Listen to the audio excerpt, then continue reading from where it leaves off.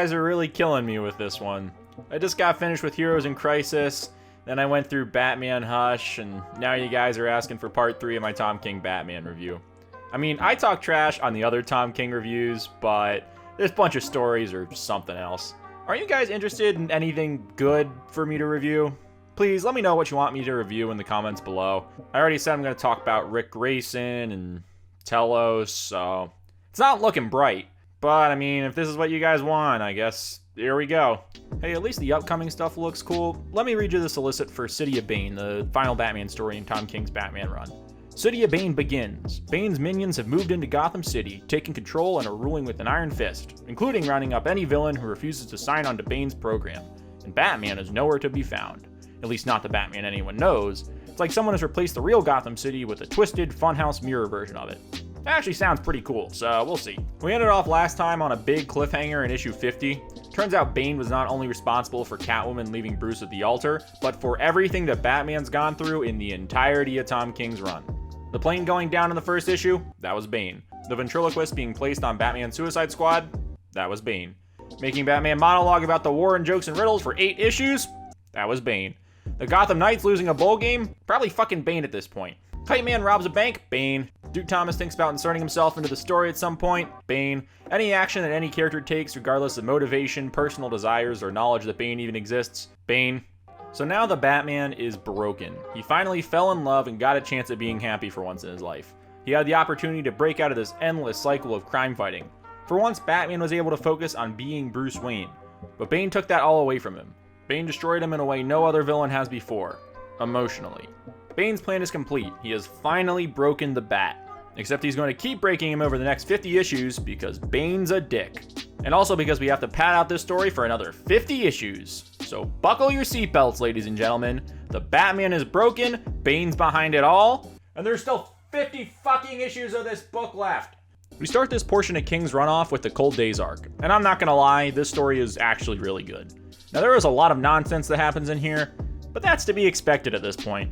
I think almost every story in this run is a great concept that gets bogged down with either Tom King being Tom King, or having characters act completely out of character. And you know, the more I think about it, I think that's basically the same thing at this point. Anyway, I think this is the first story where the concept is just so cool that it tips the scale over to being more enjoyable than not enjoyable. But yeah, there's still a whole lot of dumb stuff that happens here. To be fair though, I don't know how much damage King can do in a 3-issue story. But then again, Everyone Loves Ivy exists, and it's pretty terrible. So, Cold Days is basically 12 angry men, except not everyone's a man and no one's really angry. Besides Batman, he's fucking pissed. After Bruce got blue-balled at the altar, he's going to town on his villains. He finds a series of bodies of women who died of incredibly low temperatures in the brain. And if we take out our handy chart of Batman villains, you figured Mr. Freeze would be responsible. So without much but a hunch, Batman maims Freeze into a confession. Like, Jesus Christ, look at this. I mean, Jason would be proud. But after Batman snapped on Freeze like this, he wasn't really comfortable with himself. He knew he fucked up, so he bribes the city to let him in onto the jury to convince the rest of the jury members to acquit Freeze. Now, bribing city officials aside, I love the idea for this story. You know, there is a lot of Batman content. There are currently 9 Batman titles being published. A few of them get a new issue every other week, and Detective Comics is already well past issue 1000. But so rarely do we get to see Bruce Wayne in a Batman comic. It's really refreshing. And the whole premise of Batman arguing against himself is really great. And what makes it interesting is that all these jurors side with Batman on this one. In so many Batman stories, the public just seems to hate Batman for no reason. Like, why? Could you imagine if Batman just left Gotham? I could, because it literally happens later in this run, and it's no bueno for Gotham City. Seriously, Batman is the only reason the majority of these people are alive. But in Cold Days, the jurors are actually thankful for Batman. They don't even believe Bruce when they tell him Batman snapped and forced Freeze to confess, because they have so much confidence in Batman. Wait, what is the lady saying in this panel? Oh god, that reminds me of something. But in regards to the jurors actually having blind faith in Batman, this is just such a nice change of pace from your average Gotham citizen. But how Bruce wins the jury over is just really bizarre. He talks about how he doesn't believe in God, so he had to worship the Batman. Which he, actually believes. So, a couple of things here. First, the fact that Batman worshipped himself is kinda weird, right? Like, I know King's talking about the concept of Batman and all, but that's still just bizarre. And second, What about the Spectre? You know, Jim Corrigan, the Spectre, the literal avatar of God's wrath that Batman has previously met before? How does he not believe in God? He has actual proof that God exists in this universe. So much for the world's greatest detective. And I think Cold Days here is where King really states the thesis of his Batman run. King is really challenging the notion of Bat-God that we've seen before in previous runs like Morrison's and Snyder's. In these stories, Batman can basically do everything. He invents a cloning machine and it's just like not even that important. And King's whole run is about showing that Batman is only a person, he's flawed. The fact that he snaps and almost murders Freeze shows that he's really fallible. He's put in this position of absolute power, but he doesn't have the same morality of Superman or Wonder Woman. I mean, Superman's an alien, and Wonder Woman's a literal demigod, but he's still put in this position of absolute power while being still just a man. And we've seen this all throughout King's run. Batman equates his war on crime to suicide, and he constantly rubs his victories in on Bane. Hell, in Heroes in Crisis, he thinks it is an actual good idea to start a mental health institution where one of the therapies is just a computer that shoots lasers at this one guy over and over and over. So yeah, he's fallible. Tom King's Batman is just a person, and I love this concept. It's unique, it's fresh, and it makes me pissed because Tom King's Batman is really just not a person at all. People are complex, they are full of good moments and bad, but King just reduces Batman to his most edgy and irredeemable traits. Seriously, Tom King's Batman is an asshole. King ignores Bruce's love for the Bat family and for Alfred. He ignores Batman's ideals of justice to make room for this vengeful, vindictive Batman, and ignores Batman's smarts for these Hamlet-esque monologues where Bruce just doesn't know what the hell to do. And if you're going to say Batman isn't a god, then don't have him fight off demons in an alternate dimension for 10 years. It's these jarring contradictions that make it hard to buy the points that King makes in this run. I'm fine with seeing Batman sad or scared or unsure of himself, but when it's just that for 100 issues, it gets a little boring. If these human moments were balanced with anything but Batman moping around, then I'd be all in. And speaking of moping around, let's get to the end of this story where Batman tells Alfred, "Throw this costume away. It reminds me of her." Jesus, dude, did someone kick you out of a Hot Topic or something? Why are you so sad? So Batman wears one of his old costumes. And I would complain that this wouldn't line up with what he's wearing in Doomsday Clock, but that story's just not getting done in this decade at this point. But hey, this story does have great Lee Weeks art, so... Alright, what do we have next here? Beasts of Burden? Jeez. Well, at this point, they really only get worse from here on, so hang on tight. This arc starts with Dick coming back to Gotham to help Bruce after Selina left him. But again, Bruce just can't let anybody help him. And this is what makes me so upset. Bruce just outright refuses to let Dick help him. Which is probably because Tom King's Dick Grayson is the most obnoxious asshole in the world. Just like Bruce is boiled down to only being able to brood in this run, Dick here is just a quit machine. Wow, Bruce, I know you're broken after Catwoman left you, but was he a guy named Tom and a fan of mummies? Get it? Fan Tom? Dick is like the Riddler in this story, where he can only talk in riddles, but instead it's just quips. It gets old pretty quick. I mean, Tom King wrote Grayson, which is like one of my favorite Dick Grayson stories of all time. But it's like whenever someone makes a cameo in this book, they're just reduced to their worst character trait. And probably that's also somehow because of Bane. Alright, detour. There is a character that I have shamefully been forgetting to talk about this entire run. And here we finally get to see him pop up again. And I am of course talking about Gotham quarterback Chris Campbell. He's actually been in the background of a lot of issues. It's like every TV channel in Gotham City only talks about the shitty quarterback Chris Campbell. Hell, I hope he gets a spin-off series. He's more interesting than most of the new Bat characters in recent years at this point. I mean, Duke Thomas, Gotham Girl, well, I guess she's more of a villain now. I'd even be okay if he turns out to be behind this whole thing. Okay, DC, you want to hire me? Here's my pitch. And you might say, DC's not going to hire you. But I mean, if Beast of Burden is the bar to beat, I think I got a shot. Alright, my idea, hear me out. City of Chris. City of Chris begins. After years of ridicule from fans and teammates alike, Chris's minions, the Kicker, 2-point Conversion, and Professor Pigskin, have moved into Gotham City, taking control and are ruling with an Iron Lombardi trophy, including rounding up any former teammate who refuses to sign Chris's transfer. And Batman is nowhere to be found. At least not the Batman anyone knows. It's like someone has replaced the real Gotham City with a twisted, ACL-torn version of itself. Game over, Gotham. You know, now that I think about it, Campbell might have even more cameos in this run than Kite Man. Okay, from here on out, we're totally keeping score of who has more cameos, Kite Man or Chris Campbell. So we'll see who wins. Let me know in the comments who you're rooting for. So while Chris Campbell gets ready for the playoffs, Bruce and Dick go do some typical crime fighting stuff. And you know what? I've constantly complained that King's Batman feels super decompressed, but I could never really put my finger on why. But I think this issue has the answer. It made me realize that Batman barely says anything in this series, but no. This issue has sprawling pages of word bubbles, but it doesn't feel like he says anything. If King let Batman use words that were more than one syllable long, then maybe he'd be able to convey any of the points he's been trying to get across in this run. So while Dick annoys the shit out of Bruce for the night, the KG Beast is on the move in Gotham City. He's gathering information, purchasing a sniper rifle, basically all the red flags, no pun intended, that some stuff's about to go down. Oh, and here's a mention of Chris Campbell in the background. So far it's Chris Campbell 1, Kite Man 0. And some of the dialogue we get in the background here is ridiculous. You watched that thing on what's it called about the thing? Gee, what does that sound like? So now we cut back to Bruce and Nightwing on the roof of the GCPD, and out of nowhere, a bullet flies right through Nightwing's head. And by the way, this is gonna take him out of commission for like 6 months worth of stories. So the last thing we get to hear Nightwing say for like 6 months is some stupid joke about Napkin Man.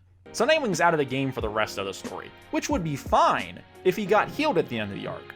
But nope, now Nightwing has amnesia and becomes his true self, Rick Grayson.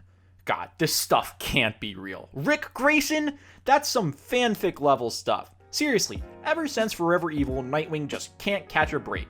The whole Rick thing forced Nightwing writer Benjamin Percy to leave the book due to creative differences. Nightwing's now sidelined from the Titans. Shooting Nightwing in the head in this story is just so upsetting because now no one can enjoy Dick Grayson across the whole line. You know what? I got a better idea for my DC pitch. Alright, here you go. City of Rick begins. After finding himself and not taking sass from anyone else, Batman's greatest ally has become his worst enemy. Rick's rowdy, rebellious minions have moved into Gotham City, taking control and are smashing brewskis with an iron fist, including rounding up any former friend who tried to give him advice and look out for his personal safety. And Batman is nowhere to be found. At least not the Batman Rick knows, because he has amnesia. It's like someone has replaced the real Gotham City with a no-nonsense, doesn't take no for an answer, rambling, gambling version of itself. Don't worry, I'm gonna talk about Rick in another video. So after Nightwing gets shot, Bruce travels to Russia to hunt down the KG Beast. Because after understanding and explaining to an entire jury why nearly murdering a villain is something Batman shouldn't do, Batman feels the need to go nearly murder a villain. This is just ridiculous. In the entire final issue of the story, there is no talking, it is just onomatopoeia. This shit costs $2.99. Oh, never mind, Rebirth's over. This shit costs $3.99. And Batman doesn't just nearly murder KG Beast, he actually just leaves him to die. Just when you think Batman couldn't get any edgier in the story. And guess who hired the KG Beast to shoot Nightwing? That was Bane! It's like no one can walk 2 feet in Gotham City without inadvertently contributing to the ultimate demise of the Batman. To say this story was a disappointment would be dishonest. Disappointment implies that there was something to look forward to. The only purpose of this arc was to sideline Nightwing for the next couple of years. It's Nightwing getting shot, Bruce traveling through the snow, and then just punching. Alright, after Beast of Burden we have the Tyrant Wing. Finally, a decent enough story. So as it turns out, Bane's been secretly running Gotham City from inside Arkham Asylum.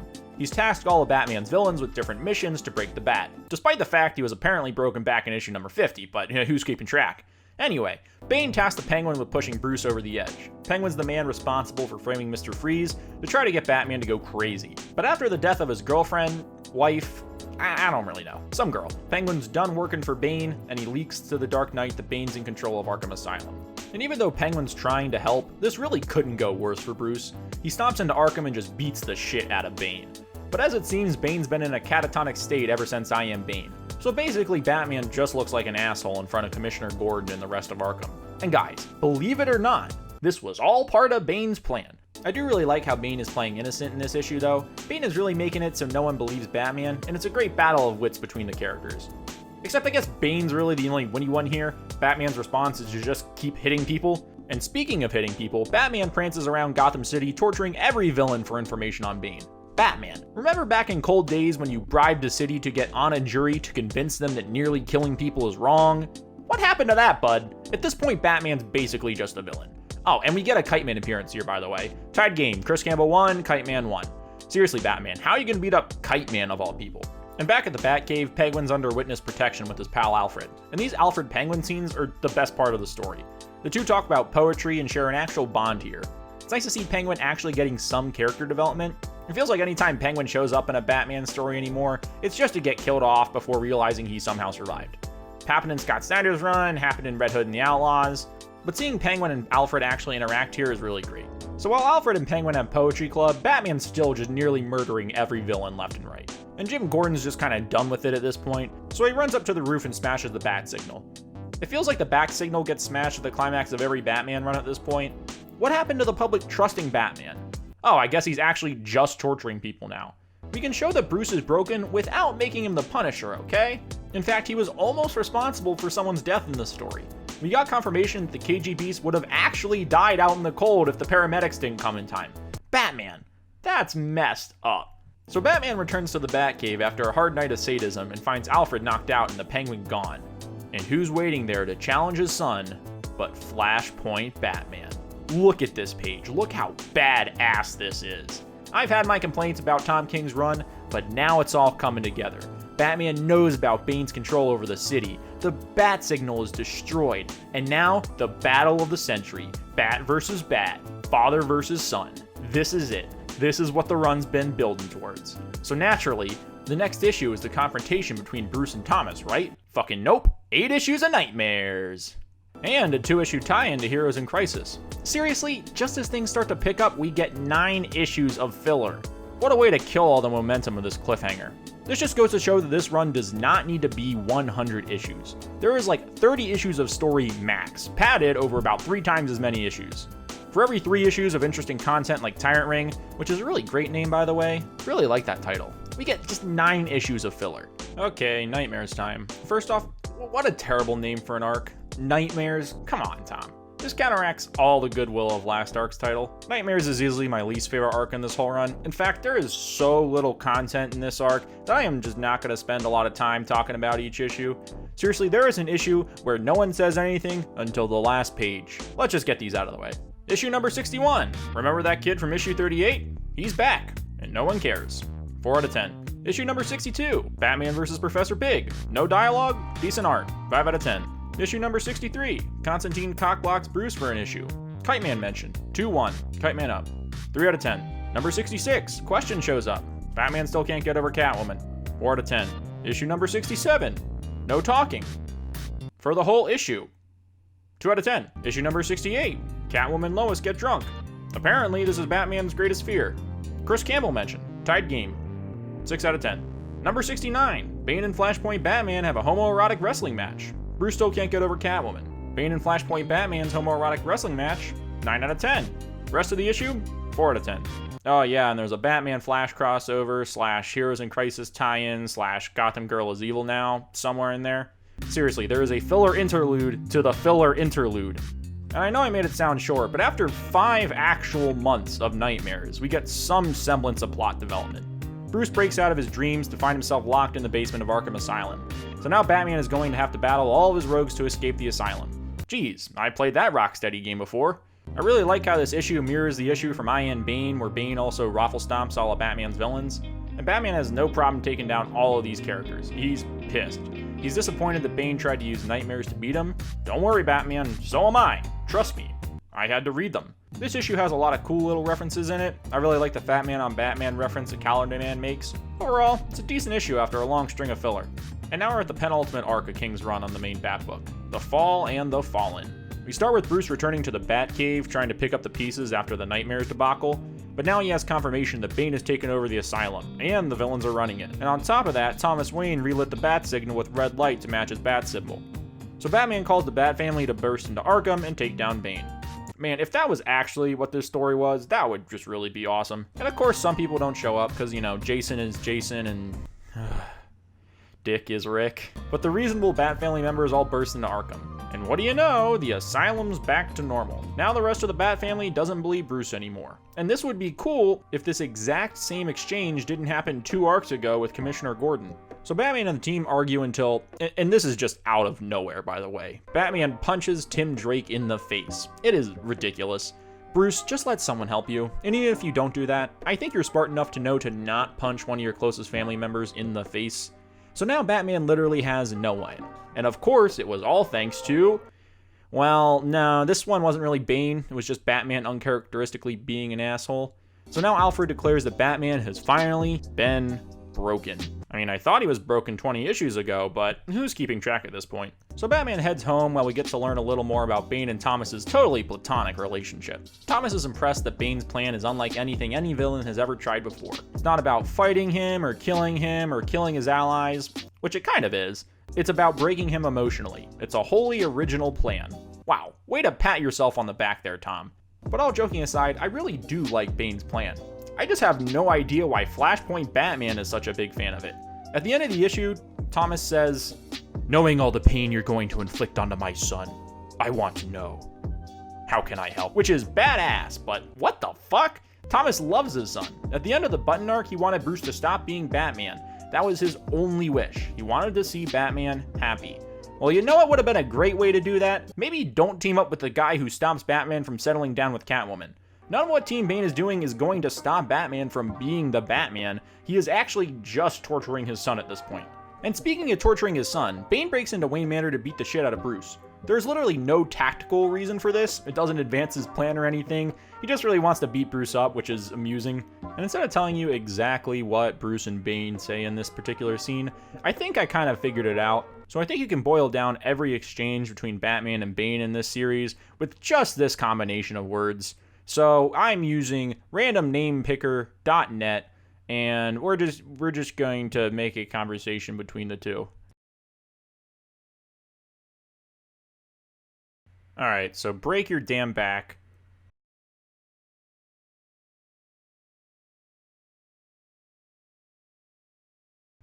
Die.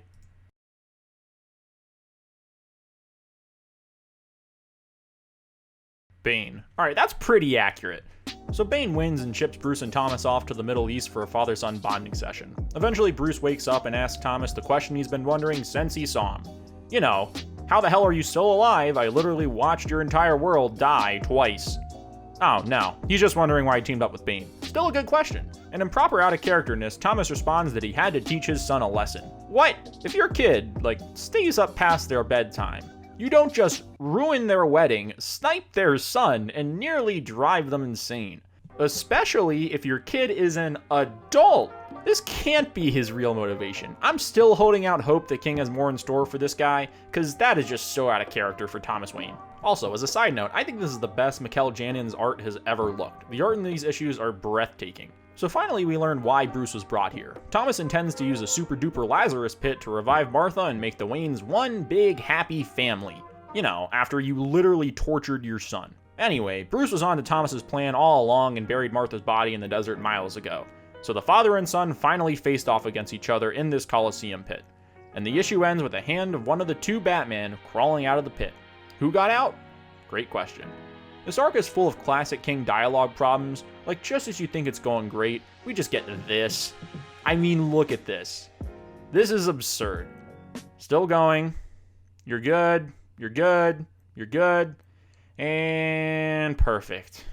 Jeez. The Fall in the Fallen's a decent little arc with some really dumb moments like Batman punching Tim and an entire issue of Flashpoint Batman narration.